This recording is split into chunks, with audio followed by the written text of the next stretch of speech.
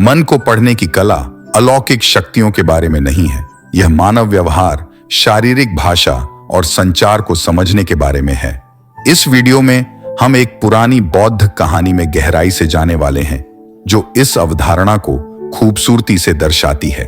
यह बौद्ध कथा एक भिक्षु की कहानी बताती है, जिसने इतनी गहरी सहानुभूति और समझ विकसित की कि उसे अक्सर मन पढ़ने की क्षमता रखने वाला समझ लिया जाता था।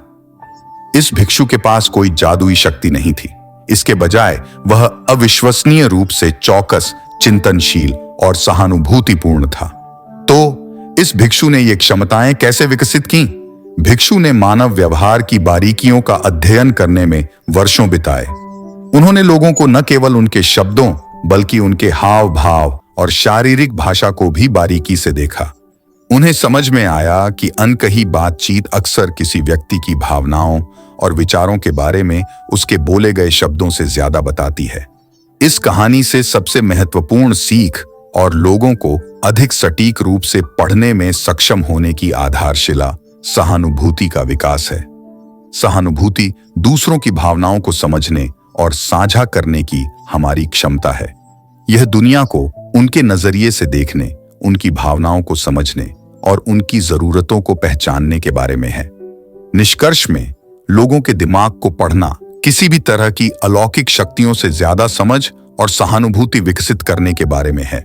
इसमें लोगों के कार्यों और शब्दों को देखना और समझना और उनकी भावनाओं और जरूरतों को समझना शामिल है। यह आसान नहीं है और इसके लिए समय, प्रयास और दूसरे लोगों में सच्ची दिलचस्पी की जरूरत होती है। इन कौशलों को विकसित करके हम अपने रिश्तों को बेहतर बना सकते हैं, सामाजिक परिस्थितियों को ज्यादा प्रभावी ढंग से नेविगेट कर सकते हैं और ज्यादा सामंजस्यपूर्ण तरीके से रह सकते हैं। किसी के दिमाग को पढ़ने की कला कोई रहस्यमय क्षमता नहीं है, बल्कि यह मानव मनोविज्ञान और व्यवहार की समझ है। हमारी कहानी एक प्रसिद्ध बौद्ध भिक्षु से शुरू होती है, जो लोगों के विचारों को समझने की अपनी अनोखी क्षमता के लिए जाने जाते थे। हर दिन कई लोग अपने भीतर की उथल पुथल और सवालों के साथ भिक्षु के पास आते थे। जिस बात ने सभी को चौंका दिया वह यह थी कि भिक्षु बिना कुछ कहे उनके विचारों और भावनाओं को कितनी सटीकता से समझ सकता था। क्या वह उनके दिमाग को पढ़ने में सक्षम था या कुछ और था? भिक्षु के तरीके सरल लेकिन गहन थे। उन्होंने व्यक्ति की शारीरिक भाषा को ध्यान से देखा, बोले गए हर शब्द को ध्यान से सुना और भावनात्मक संकेतों पर ध्यान दिया। उनके पास कोई अलौकिक शक्ति नहीं थी। इसके बजाय उनके पास सहानुभूति की एक बढ़ी हुई भावना और मानवीय व्यवहार की समझ थी, जो उन्होंने वर्षों के ध्यानपूर्ण ध्यान के माध्यम से प्राप्त की थी। तो लोगों के दिमाग को पढ़ने का रहस्य कोई अलौकिक क्षमता नहीं है, बल्कि मानवीय व्यवहार और भावनाओं की एक मजबूत समझ है। बॉडी लैंग्वेज का अध्ययन करके, ध्यान से सुनकर और भावनात्मक संकेतों को समझकर आप भी ये कौशल विकसित कर सकते हैं। अपनी प्रवृत्ति पर भरोसा करें और अपने अंतर्ज्ञान पर विश्वास करें, क्योंकि वे अक्सर आपको सच्चाई की ओर ले जाते हैं। इन कौशलों का पूर्वाभ्यास करके आप अपने संचार को मजबूत कर सकते हैं, समझ बढ़ा सकते हैं और गहरे संबंधों को बढ़ावा दे सकते हैं। याद रखें, यह केवल किसी के विचारों को समझने के बारे में नहीं है। यह दूसरों के प्रति सहानुभूति और करुणा को पोषित करने के बारे में है। बौद्ध भिक्षु की कहानी हमें सिखाती है कि दूसरों को समझने की शक्ति हमारे भीतर निहित है। इसे उजागर करना हमारे ऊपर है।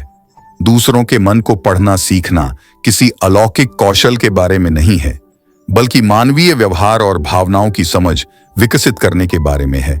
यह सहानुभूति के सिद्धांत पर आधारित है, दूसरों की भावनाओं को समझने और साझा करने की क्षमता।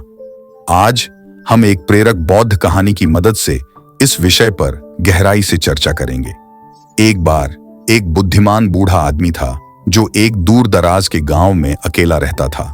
गांव के लोग उसकी बुद्धि और अंतर्दृष्टि के लिए उसका सम्मान करते थे। वह गांव में मन को पढ़ने की अपनी क्षमता के लिए जाना जाता था। उन्होंने कहा कि रहस्य किसी रहस्यमयी शक्ति में नहीं, बल्कि सावधानी पूर्वक अवलोकन, धैर्य और सहानुभूति में निहित है। एक दिन गांव का एक युवक बुद्धिमान बूढ़े आदमी के पास आया। वह बूढ़े आदमी की क्षमता के बारे में उत्सुक था और मन को पढ़ने की कला सीखना चाहता था। उसे सीधा जवाब देने के बजाय बुद्धिमान आदमी ने उसे दिखाने का फैसला किया। बूढ़े आदमी ने समझाया कि बात यह है, आपको व्यक्ति की शारीरिक भाषा, उसके चेहरे के भाव और उसके बोलने के लहजे पर ध्यान देने की जरूरत है। इनसे आप यह समझना शुरू कर सकते हैं कि वह क्या महसूस कर रहा है या क्या सोच रहा है। आपको सिर्फ अपने कानों से नहीं बल्कि अपने दिल और दिमाग से भी सुनना होगा। अंत में लोगों के मन को पढ़ना एक ऐसा कौशल है जिसे हम अभ्यास से विकसित कर सकते हैं। एक दूसरे की भावनाओं का सम्मान और समझ करके हम अपने आसपास के लोगों के साथ गहरे संबंध विकसित कर सकते हैं। बौद्ध बूढ़े व्यक्ति की तरह हम ज्यादा चौकस और सहानुभूतिपूर्ण बनकर मन को पढ़ना सीख सकते हैं। याद रखें, ज्ञान ध्यान से सुनने और गहराई से समझने से आता है। आज की आधुनिक दुनिया में दूसरे लोगों के विचारों और भावनाओं को समझने की क्षमता एक मूल्यवान कौशल है। लेकिन क्या आप जानते हैं कि एक प्राचीन बौद्ध कहानी है जो इसे कैसे करना है, इस पर अंतर्दृष्टि प्रदान करती है। यह कहानी सहानुभूति के महत्व और दूसरे व्यक्ति के दृष्टिकोण से चीजों को देखने की क्षमता को दर्शाती है। यह कहानी राजकुमार सिद्धार्थ के अनुभव को याद करती है, जो बाद में बुद्ध बन गए। वह अपने आसपास के लोगों के मन और दिल को समझने की असाधारण क्षमता के लिए जाने जाते थे, बस सुनने और देखने के जरिए। आधुनिक जादू शो के विपरीत किसी के मन को पढ़ने की क्षमता अलौकिक शक्तियों पर निर्भर नहीं करती है, बल्कि यह हमारी मानवीय क्षमता में निहित है कि हम सहानुभूति, समझ और प्रभावी ढंग से संवाद कर सकें। पीछे मुड़कर देखें तो यह कहानी एक कालातीत सबक के रूप में कार्य करती है कि हम अपने दैनिक व्यवहार में लोगों के मन को कैसे पढ़ सकते हैं। दूसरे व्यक्ति के शब्दों, उनकी शारीरिक भाषा, उनकी आवाज के लहजे और उनके भावपूर्ण भावों को समझकर हम यह समझना शुरू कर सकते हैं कि वे क्या सोच रहे होंगे या महसूस कर रहे होंगे। इस कहानी का अंतिम विचार यह है कि मन को पढ़ना धारणा बनाने के बारे में नहीं है। इसके बजाय यह दूसरों के दृष्टिकोण को करुणापूर्वक समझने और उचित तरीके से प्रतिक्रिया देने की अवधारणा को बढ़ावा देता है। इस तरह से मन को पढ़ना गहरे संबंधों को बढ़ावा देता है, प्रभावी संचार सुनिश्चित करता है और रिश्तों में सामंजस्य को बढ़ावा देता है। तो अगली बार जब आप खुद को किसी को समझने के लिए संघर्ष करते हुए पाएं, तो राजकुमार सिद्धार्थ की कहानी याद रखें।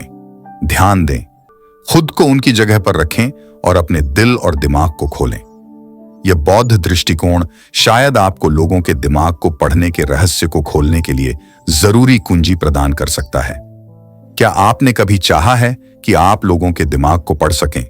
आक्रामक या जोड़ तोड़ करने के कारणों से नहीं, बल्कि गहरी समझ और सहानुभूति को बढ़ावा देने के लिए।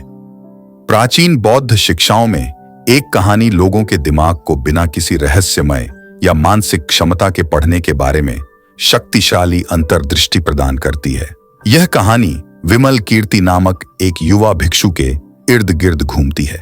विमल कीर्ति में दूसरों के दिमाग को समझने की एक अनोखी क्षमता थी, जादू से नहीं बल्कि ध्यानपूर्वक ध्यान और सहानुभूतिपूर्ण समझ के माध्यम से। वह अपने आसपास के लोगों की मानसिक और भावनात्मक स्थिति को समझने और ज्ञान और करुणा के साथ प्रतिक्रिया करने की अपनी क्षमता के लिए प्रसिद्ध थे। अब आप सोच रहे होंगे कि विमल कीर्ति ने यह क्षमता कैसे विकसित की। इसका उत्तर बौद्ध शिक्षाओं की नींव में निहित है।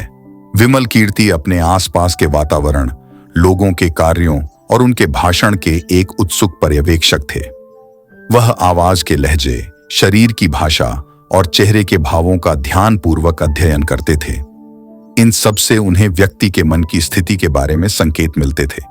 इसके अलावा विमल कीर्ति अक्सर खुद से पूछते थे, यह व्यक्ति जो कह रहा है वह क्यों कह रहा है? उनके कार्यों के पीछे क्या छिपा है? इन सवालों पर विचार करते हुए वे लोगों के व्यवहार को आकार देने वाली प्रेरणाओं, भय और इच्छाओं को समझने में सक्षम थे।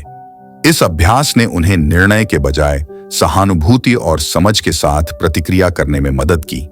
हालांकि यह ध्यान रखना महत्वपूर्ण है कि इस अभ्यास का उद्देश्य दूसरों को हेरफेर या नियंत्रित करना नहीं है।